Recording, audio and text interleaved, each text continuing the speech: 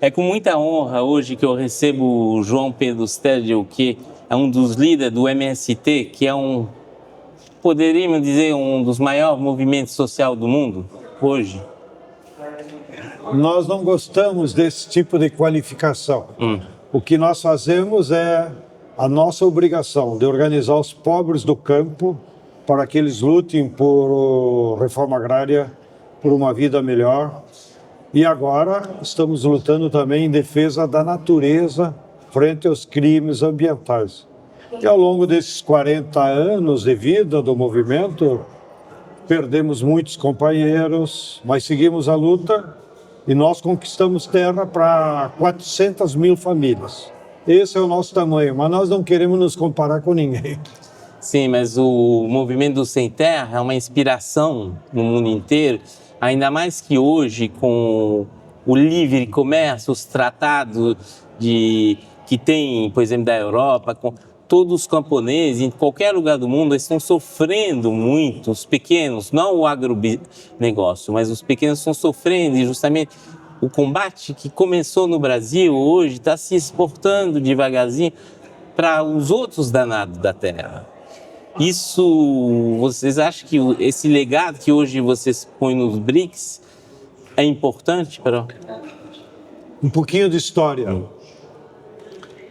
O MST se desenvolveu coincidindo com uma mudança que há no capitalismo mundial. Nos últimos 30 anos, naquilo que se chamou como rótulo de neoliberalismo, foi na prática o domínio do capital financeiro e das empresas multinacionais sobre a agricultura de todo o mundo. Hoje, 50 empresas controlam todo o mercado mundial agrícola, seja dos insumos, seja das commodities. E isso obrigou, então, que os movimentos camponeses também se internacionalizassem no seu intercâmbio nas formas de luta. E o MST contribuiu e ajudou a articular para, primeiro, nos constituirmos na América Latina com uma coordenação de organizações camponesas que se chama CLOC. E a nível mundial, na Via Campesina, que reúne hoje movimentos camponeses de mais de 100 países.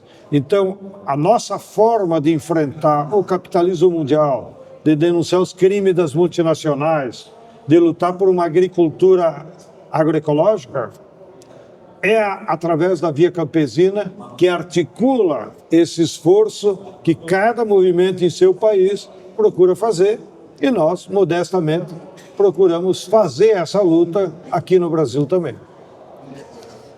O que você pode responder, porque hoje tem um acordo entre o Mercosul e a União Europeia que estressa muito os pequenos camponeses na França, na Alemanha, na Espanha, porque eles veem um monstro de agronegócio chegar e eles têm a impressão que eles vão ser esmagados. E o importante é que eles sabem que não é o pequeno camponês brasileiro que é o perigo. O que você pode falar para inspirar eles justamente a não... desculpa, eu esqueci a palavra em português. Não se dobrar, não desistir. O acordo Mercosul-União Europeia é uma das últimas expressões do livre comércio defendido pelo neoliberalismo. O governo brasileiro e do Mercosul não discutiu com ninguém aqui do Brasil e do Conesul.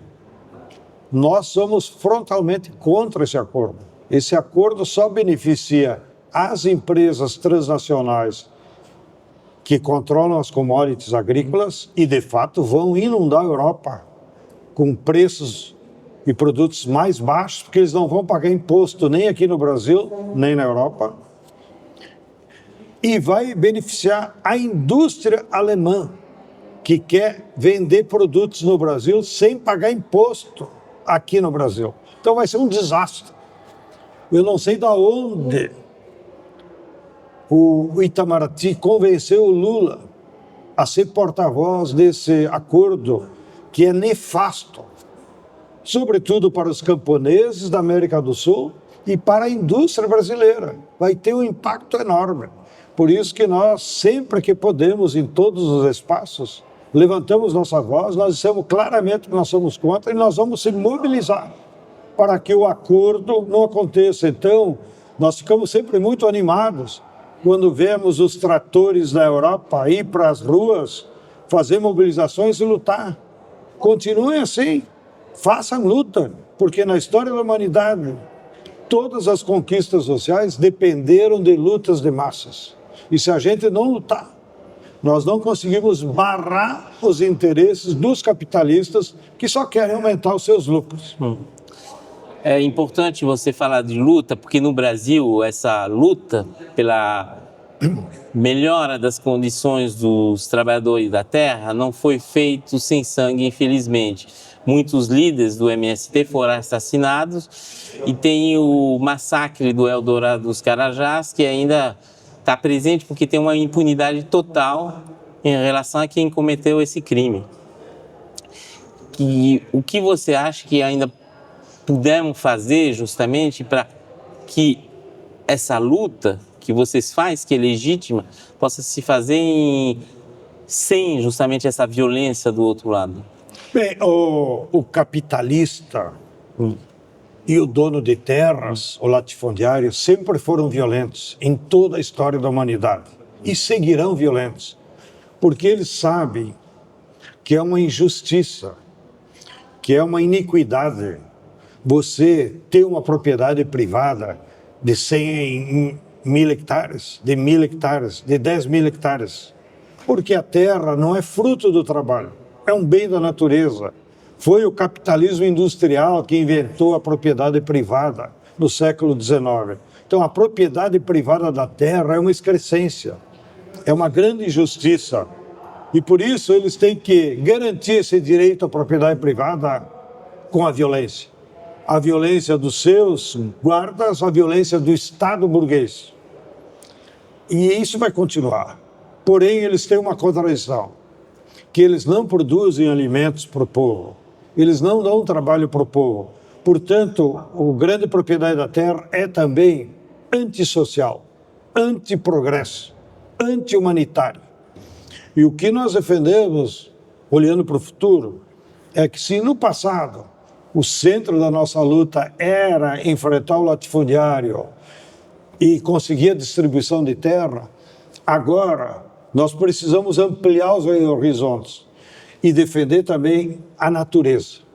Porque se nós não defender a natureza, não combater o desmatamento, não promover o reflorestamento, não defender as nascentes e a água, nós colocamos em risco a vida do ser humano nesse planeta, que já estão morrendo muitas pessoas em função do desequilíbrio climático todo dia, em todo o mundo. E além de defender a natureza, nós temos que defender a produção de alimentos saudáveis, a produção de alimentos sem agrotóxicos. Porque o alimento com agrotóxico deixa de ser alimento, ele vira um produto contaminado que vai causar câncer e vai causar muito sofrimento e mortes em milhões de pessoas. Então, nós temos que construir uma grande aliança da América Latina com a Europa para vocês nos ajudarem a combater os agrotóxicos. Porque todas as grandes fábricas de agrotóxicos são europeias. A Bayer, a BASF, a Syngenta, a DuPont, que estão inundando o mundo, a agricultura de todo mundo, com seus venenos. Muitos deles, inclusive, que são proibidos lá na Europa, graças à mobilização já da sociedade. Porém, essas empresas vendem os seus estoques proibidos lá, vendem aqui no Brasil, vendem na Argentina, vendem na América Latina inteira. Então, eu acho que a nossa luta internacional tem que ser focada agora na defesa da natureza, na defesa da água, na luta por alimentos saudáveis contra os agrotóxicos, porque o grande proprietário de terra que produz commodities, ele não tem solução para esses problemas. Ele não consegue produzir em larga escala soja, milho, algodão, sem usar uso intensivo de venenos. Então, o futuro da humanidade vai depender de uma agricultura familiar, em que os agricultores que trabalham na terra possam produzir alimentos saudáveis sem venenos. É importante o que você falou, porque agora na França tem um debate, porque tem uma lei que passou para voltar a reutilizar agrotóxico que foi proibido. Porque justamente utilizando o argumento da concorrência de países que usam, então países da América Latina, outros países, falando para a gente ser competitivo, a gente tem que usar também. Em vez de convencer os outros países a não usar, a gente está voltando para trás. Eu imagino que o lobby dessas grandes empresas que eu já citei, Bayer e BASF, e para quem não se lembra, Bayer e BASF é descendente de uma outra empresa mãe que foi a que fabricava o gás letal para matar milhões de pessoas nos campos de concentração durante a Segunda Guerra Mundial. Então, esse lobby para aumentar o agrotóxico é só para dar lucro para essas empresas. E eles não se importam que destroem o solo, porque o veneno é pior que o fogo. O veneno, ele mata a biodiversidade e mata a fertilidade do solo e contamina as águas e contamina os produtos, no caso, os alimentos. Então, nós temos que, de fato, fazer uma luta para que isso não prospere em cada um dos nossos países. Porque, infelizmente, por exemplo, na França, no caso particular da França, a gente chega a muitos agricultores que acabam abandonando suas produções, se não comece suicídio, porque tem muito suicídio de agricultor, todo dia se mata agricultor, porque eles não conseguem nem garantir um salário mínimo, endividado, porque foi empurrado a fazer empréstimo para comprar trator, etc. E hoje, às vezes, rende mais dinheiro para eles colocar painel solar, ou não sei como que fala, ou eólica. Exatamente, que produzir leite ou cereais ou coisa assim. Então eles acabam abandonando, porque eles não são masoquistas e, de uma certa forma, eles, ninguém quer trabalhar que não é escravo e perder dinheiro todo mês para tentar fazer mesmo que for algo positivo. O que isso, você acha que é um perigo que poderia acontecer no Brasil, justamente com essa luta contra o agronegócio? Aqui no Brasil também nós temos um índice de suicídio de agricultores muito grande, mas no nosso caso ele está concentrado na produção de tabaco, porque lá é usado um veneno que tem afetado consequências neurológicas, levam à depressão, e com a depressão eles se suicidam.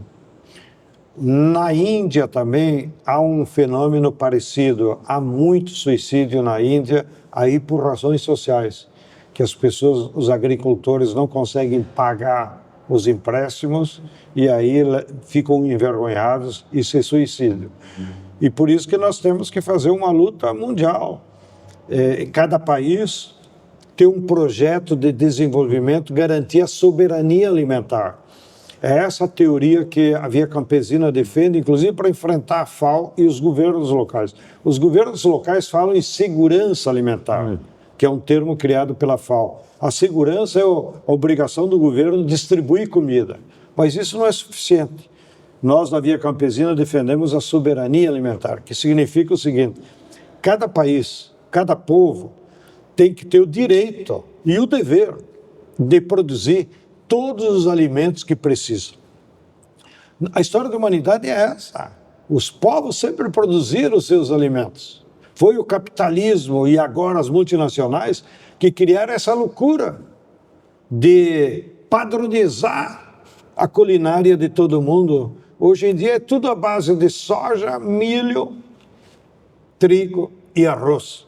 Quando no passado nós tínhamos a nossa culinária baseada em dezenas, centenas de vegetais e que dava riqueza e a saúde na energia que nós precisamos. Então nós temos que debater em cada um dos países, seja na França, na Rússia, na China, no Brasil, a ideia da soberania alimentar. E com isso tem que ter um projeto de defesa do nosso povo. Precisa ter governos que assumam o compromisso com o povo, governos populares, e não governos que são verdadeiros marionetes do capital, como na Europa, ou mesmo aqui na América Latina. Então, cada vez mais, os temas da agricultura dizem respeito a toda a sociedade. O tema do agrotóxico, da soberania alimentar, não é um problema de camponês só, porque alguns se suicidam, é um problema da sociedade. E ele só vai ser resolvido se toda a sociedade se conscientizar para essa luta contra os agrotóxicos, contra o desmatamento, contra as mudanças climáticas. Obrigado muitíssimo. Como eu disse, é uma honra receber o senhor. Eu acho que vai ser muito inspirante para os camponeses na França, porque a gente sabe que falta líderes da terra, eles se sentem meio perdidos, sem rumo. A política concentra nos problemas urbanos e deixa o camponês de lado. Só quando tem manifestação, joga algum dinheiro o governo para acalmar todo mundo, mas não resolve o problema. E o que você falou sobre a soberania alimentar, justamente um combate que a gente, no nosso canal, a gente sempre insiste sobre isso, e que é diferente da segurança alimentar. Então, eu agradeço muito, porque você preencheu todos os pontos que a gente defende há anos.